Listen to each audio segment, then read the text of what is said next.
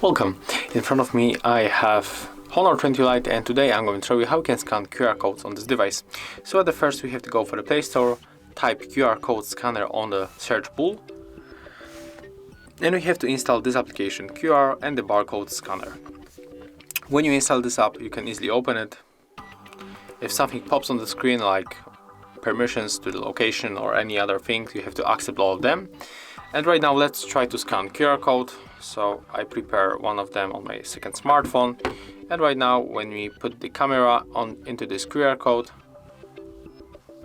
as you can see, it was scanned automatically. Right now we can use the web search or just share it. Let's go for the web search, and as you can see here we get this kind of the information. So that's how it looks on the Honor 20 Lite. Thank you guys for watching. Leave thumbs ups, comments and subscribe to our channel. See ya!